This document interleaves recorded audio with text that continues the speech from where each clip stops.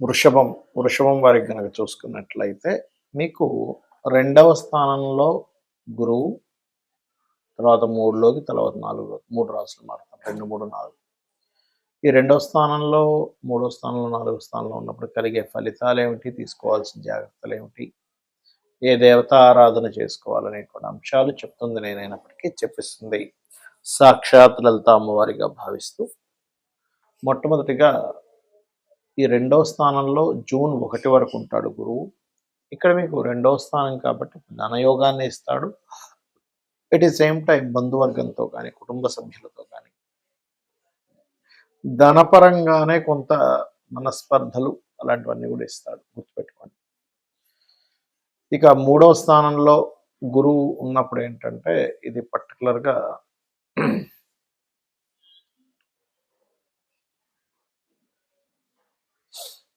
ఈ గురువు మూడో స్థానంలో ఉన్నప్పుడు కొన్ని ఏదైనా ల్యాండ్ రిలేటెడ్ ఇష్యూస్ కానీ, తల్లి తరపు తల్లితోనే ఏదైనా మిస్కమ్యూనికేషన్స్ అవ్వడం కానీ, అలాగే మీరు ఏదైనా ఒక అగ్రిమెంట్ కానీ, కాంట్రాక్ట్స్ కానీ ఇలాంటివి చేసేటప్పుడు కాస్త జాగ్రత్తగా ఉండండి పర్టికులర్గా. ఇక నవంబర్ మాసం నుంచి ఒక నెల, 2 నెలలు, నెల 15 రోజులు పాటు అక్కడ నుండి మళ్ళీ వక్రించి వెనక్కి రావడం జరుగుతుంది ఆ గురువు. దీని మూలంగా ఏంటంటే 4వ స్థానం అనేటువంటిది ప్రాపర్టీ, అందులో ముఖ్యంగా ఏదైనా గవర్నమెంట్ రిలేటెడ్ సంబంధించిన ప్రాపర్టీస్ తీసుకోవడము, ఆక్షన్స్లో తీసుకోవడము, ఇటువంటి విషయాల్లో చాలా జాగ్రత్తగా ఉండాలి. అంటే ఒక ల్యాండ్ కొనుక్కున్నా, లేకపోతే ఒక గృహం కొనుక్కున్నా, బంగారం కొనుక్కున్నా, స్థలం కొనుక్కున్నా, ఈ యొక్క విషయాల పట్ల మీరు జాగ్రత్తగా ఉండండి పర్టికులర్గా ఈ సంవత్సరంలో. అందులో పర్టికులర్గా మీకు ఈ నవంబర్, డిసెంబర్ మాసాల్లో ఇక మీరు నిత్యము చేయవలసిన దేవతారాధన విష్ణు సహస్రనామాల యొక్క శ్రవణము, పఠనం చేయండి. గోవులకి కాస్త క్యారెట్స్, బెల్లము, గ్రాసము, మన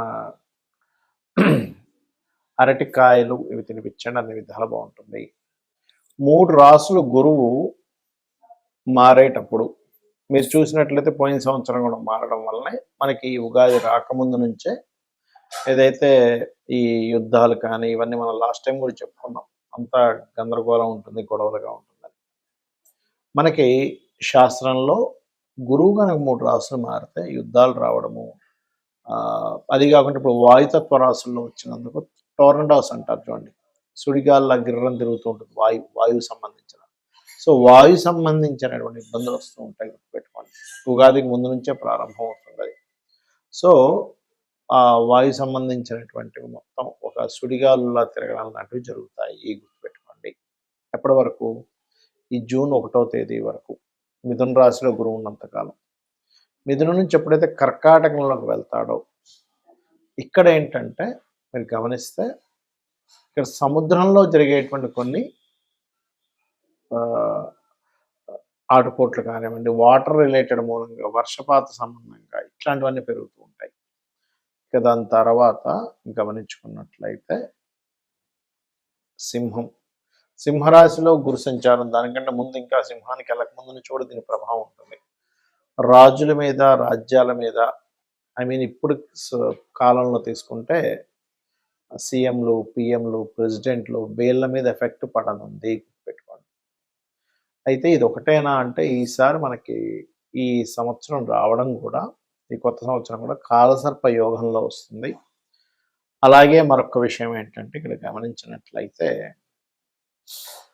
ఈ యొక్క గ్రహస్థితి ఏదైతే ఉందో, ఈ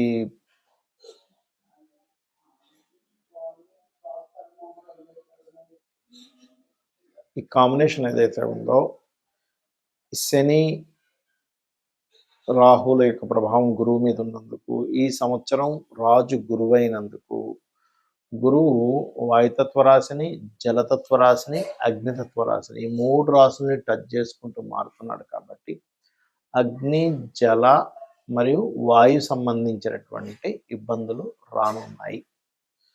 కాబట్టి మీరందరూ కూడా నవగ్రహాల్లో ముఖ్యంగా శని, రాహు, గురువు, కేతు, కుజుడు వీలైతే ఈ గ్రహాల దగ్గర దీపారాధన చేయడము, మరియు చండీ వినడము, చండీ పారాయణం చేయడము, ఇవి ఖచ్చితంగా చేయండి. వీటి వల్ల ఏమవుతుందంటే ఈ ప్రకృతి విపత్తుల వల్ల, యుద్ధాల వల్ల ఎటువంటి ఇబ్బంది కలగకుండా ఉంటుంది గుర్తుపెట్టుకోండి. అలాగే మరొక విషయం ఏంటంటే ఇక్కడ గమనించినట్లయితే ఈ యొక్క కాంబినేషన్ ఏదైతే ఉందో పర్టికులర్‌గా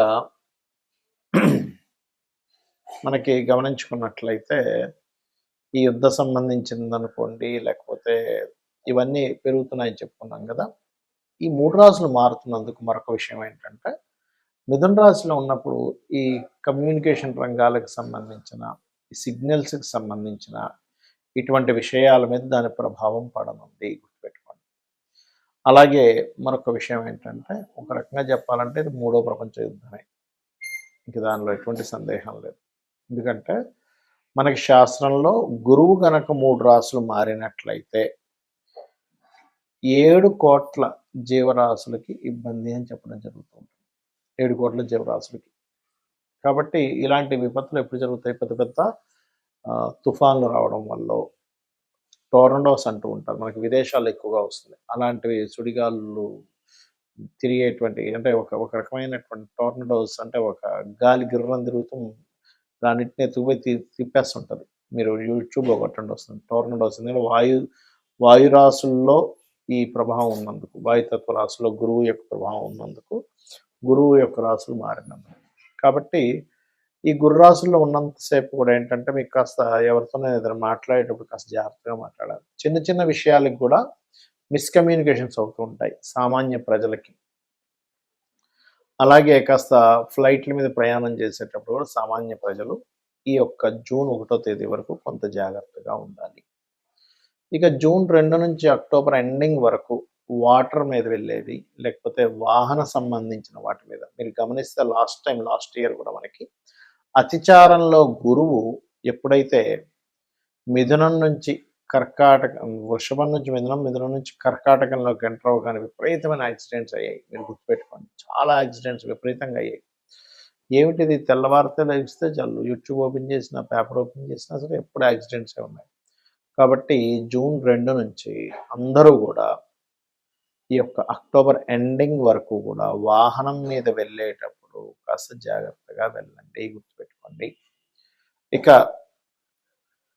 మరొక విషయం ఏంటంటే ఎప్పుడైతే ఈ సింహరాశిని కూడా టచ్ చేస్తున్నాడో గురువు యొక్క స్వరూపాలు మారాయి కాబట్టి మనం ఇందాక చెప్పినట్టుగా నాయకులు, అలాగే కొంతమందికి వాళ్ళ హార్ట్ రిలేటెడ్ సంబంధించినవి అంటే బీపీస్ అవి ఎక్కువగా ఉండే హార్ట్ రిలేటెడ్ ఇష్యూస్ ఉంటాయి కొంతమందికి. అటువంటి వారు ఖచ్చితంగా ఈ సింహరాశిలో అంటే ఆల్మోస్ట్ నవంబర్ నుంచి అక్టోబర్ నుంచి దాని ప్రభావం ఉంటుంది. అక్టోబర్ నుంచి మరలా నవంబర్, డిసెంబర్ ఆ మాసాల్లో కూడా కొంత హెల్త్ పరమైనటువంటి విషయాల్లో కొంత జాగ్రత్తగా ఉండాలి. బికాజ్ ఆఫ్ దీని యొక్క ప్రభావం ఈ ఒక్కరోజుతో పోదు, సంవత్సరం 3 నెలలు ఉంటుంది. దీని మూలంగా ఎప్పుడైతే అగ్ని, వాయువు, జలము, అగ్ని ఈ 3 సంబంధంగా ఎప్పుడైతే ఇదవుతుందో ఇది 3 రాశులు మారుతున్నందుకు ఇది మూడో ప్రపంచ యుద్ధానికి దారితీస్తుంది. కాబట్టి సామాన్య ప్రజలు ఇబ్బంది కలగకుండా ఉండాలి కాబట్టి మీ యొక్క ఇష్టదైవాన్ని తలుచుకోండి, అన్ని విధాలా బాగుంటుంది. శ్రీమాత్రే నమః.